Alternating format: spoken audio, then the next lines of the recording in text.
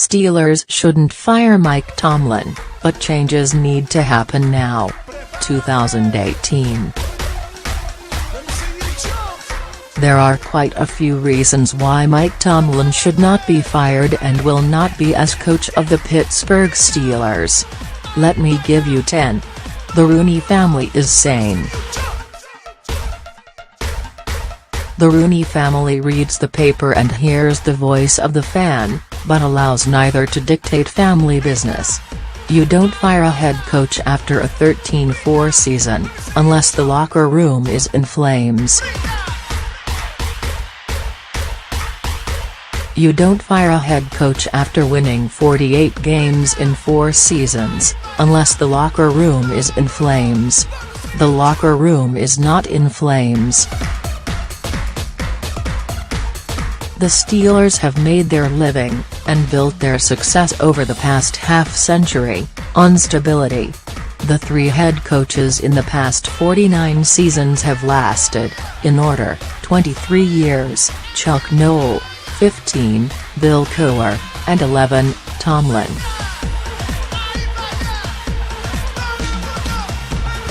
Noll was 4-0 in Super Bowls, Cowher won 1, and Tomlin is 1-1. Winning percentage of Pittsburgh coaches since Noll's hire in 1969, Tomlin .649, Cowher .619, Noll .572. Tomlin is cold and calculating when he and the organization feel it's necessary. Bruce Arians, Dick LeBeau and James Harrison will tell you that.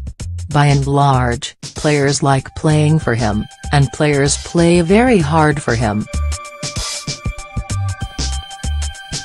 Tomlin has coached 11 seasons and never had a losing one. One other man who's been a head coach that long hasn't had a losing season since 2007, Bill Belichick. Who exactly would the Steelers get to replace Tomlin? And don't give me anyone. 5 of the best candidates in what's considered a lousy year for candidates, which I don't agree with, are already spoken for.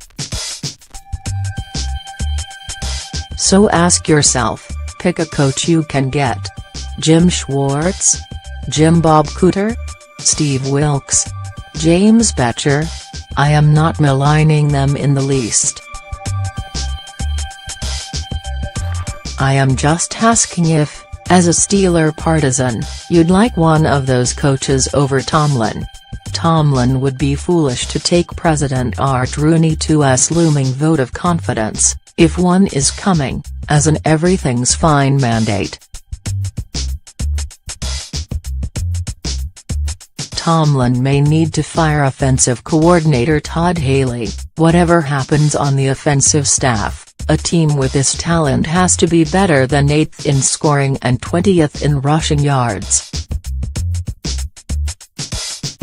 Though Tomlin may well keep the defensive staff intact, something's got to be done about the 28th rated red zone defense, and allowing 4.4 yards per rush. Leonard Fournette has twice shown that run defense is broken. More than that, Tomlin should fix 2 other things about this team. One starts with himself. I thought it was cute and would play well in his own locker room when before playing the Patriots in December he was already talking about the rematch in the playoffs. Cute, until his players Mike Mitchell, Le'Veon Bell began talking about it openly. It's not the reason the Steelers lost to Jacksonville, but it just shows an immaturity that a big-time team shouldn't show. The Steelers were terrible in the first 20 minutes of the Jacksonville playoff game. Terrible. It's a cliché and just wrong to say it's because some on the team were so chatty about the rematch with New England.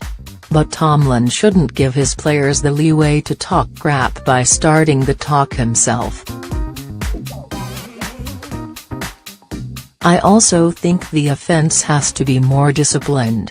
Sloppy play at the end of the game against New England, even with a very close replay reversal on the Jesse James catch. No catch at the goal line cost them dearly.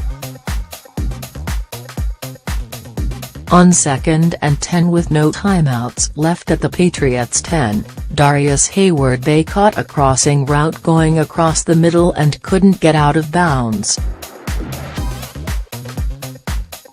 There was clear confusion about what the call should be on 3rd and goal from the 7, ridiculous confusion, and when the Steelers had a chip shot field goal to send the game to overtime, for some reason Roethlisberger threw a contested pass into the end zone that was intercepted.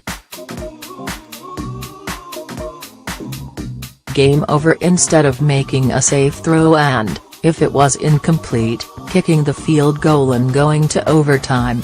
It looked completely disjointed, totally disorganized. So Tomlin needs to fix that too. He knows he has a few broken things, and the man with the best winning percentage in franchise history should be allowed to fix them. Now for your email. Pittsburgh's defense after seeing the Steelers get torched by a team with a mediocre at best QB, again, and a power running game, is it time for them to revert to a 4-3 base package? The time has come for difficult decisions in Pittsburgh, the first of which is that we have to accept the devastating reality that Ryan Shazier is never playing again.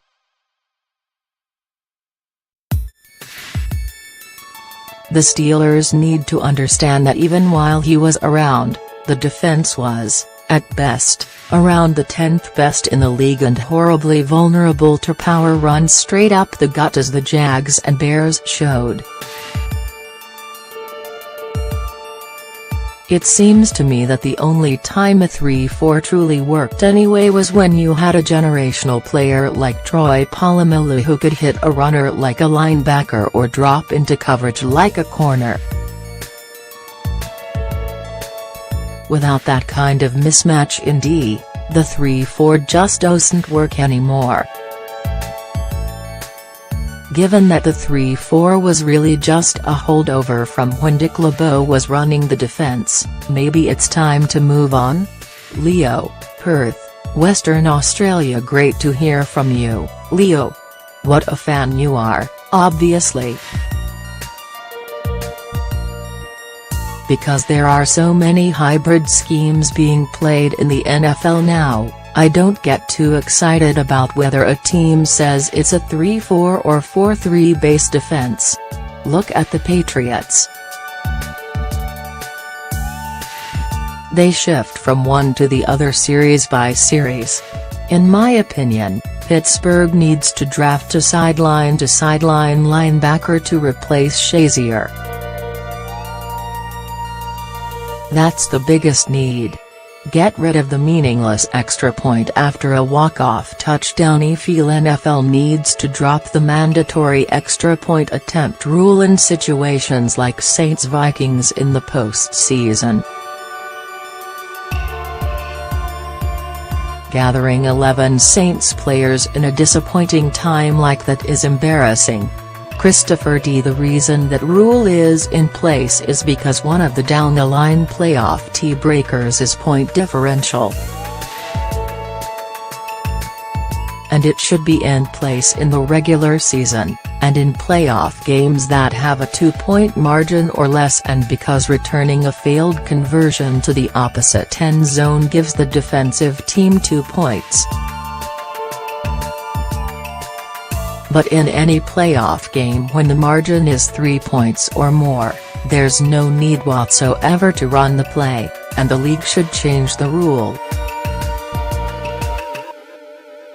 Thanks for your personal take. Essie Shutter, and I almost cry when I realize we have 3 years left of the endless indignities this president inflicts upon our country. This is why I love your writing. I really enjoy that you will offer a personal view unafraid of a comment that opposes it. I am a teacher, coach, husband, parent, beer and coffee lover, have a massive man crush on Springsteen and love spending Monday morning with my coffee diving into your world. As a Canadian, I find myself so thankful we live here. That being said, I love the USA, we love visiting and spending time there for so many reasons. This president does not represent so many people I know that neighbor our country. Thanks. Erwin B. Erwin, thank you. I just try to be small part citizen in my columns. I know it infuriates some people, but I've been writing personal stuff in the column for 21 seasons. I like doing it. On Marcus Williams' mistake. While Marcus Williams was the GOAT on the biggest play of the year for each team, I think if you review the tape you may see it differently. He missed upending Diggs on purpose because he was a fraction of a second early. Had he hit Diggs, he would been flagged for defensive pass interference and possibly a defenseless receiver personal foul, and Minnesota would gotten the ball in field goal range with the clock stopped. Of course, in hindsight, a penalty would been worlds better than what actually happened. But his mistake was not missing the tackle, but mistiming his approach. Stuart S., Newport, RI. I think Williams should have simply waited for the ball to be caught, then tackled Diggs in bounds. A Vikings hike. Case Keenum throws long his rainbow guided by God. Amen, Stephon Diggs. RJ, Minneapolis. You've got the job this week, RJ. Thanks. Levels of pass interference. We not have different degrees of pass interference, such as :1. 5 yards and repeat of down for hand checking. 2. 10 yards and repeat of down for impeding the catch. 3. Spot foul for egregious. Tom, Lowell, Mass. Not bad. It's certainly a better idea than the spot foul. I spoke to Sean Payton on the Monday morning, and he was still incensed, in a controlled way, on the 34-yard DPI on Ken Crawley. I didn't blame him. Is exec of the year. I don't know how you can totally ignore the role Tom Cullen played in bringing a possible AFC championship to Jacksonville. From bringing in Doug Marrone to establishing a winning culture, Coach Cullen is certainly the executive of the year. Stan W., Jupiter, Florida. Hard to argue with you, Stan. I'd put the Saints combo of Mickey Loomis and Jeff Ireland 1, and Howie Roseman of the Eagles 2. But Cullen deserves all the praise he gets. Diggs' helmet throw. Wasn't a penalty called on Stephon Diggs when he threw his helmet immediately after scoring the touchdown at the end of the Vikings-Saints game? As you may recall, this happened against my Cleveland Browns when Dwayne Rudd threw his helmet back in 2002 during a game with the Kansas City Chiefs.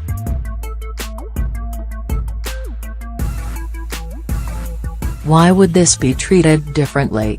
It cost us the game. Michael G. I asked a league official in the officiating department this question, and the answer came back that a foul like this would be enforced on the ensuing kickoff. Seeing that there was no ensuing kickoff because this happened on the last play of the game, there was no infraction. Nagy pronunciation. This is the rare case when you can't trust the horse's mouth. Smile. Nagy is a Hungarian word meaning big or large. It is a common Hungarian last name, and Matt has to have Hungarian heritage. The proper pronunciation has the A sound from wall, and the G is a letter in the Hungarian alphabet that doesn't exist in English. Hungarian alphabet has extra letters, most of them combination and/or accent types. The G sound is closest to how one pronounces a do, the transition sound between the consonants. I am also Hungarian by origin, born in Transylvania, escaped across the Iron Curtain as a 13-year-old, and it's routine for us to use anglicized pronunciation of our name. Google Translate has a pronunciation feature. Thanks for the great writing. I moved to Kansas in 2001, got into football via Neighbors Fantasy Football League, and I have been reading your writing every week without fail. I am a big Chiefs fan now, and everything I know about football traces back to your writing. All the personal stuff you write, it is what makes it so exceptional. I often feel like I am walking through your life, and I particularly found resonance in your feelings and opinions when you write about your daughter marrying a woman. Both my kids are gender flexible, for lack of better word, in their partner preferences, and I am also, like you, an old-school guy with an open mind, and that open-mindedness got tested straight on when it involved my kids. I also chose the if my kid is happy, I am happy path. Zoltan G. Zoltan, your letter means so much to me, in so many ways. I write this column for people like you, so know your words resonate with me. Here's the way I look at Nagy's version of his name. If he says the pronunciation is Nagy, that's what I'm calling him.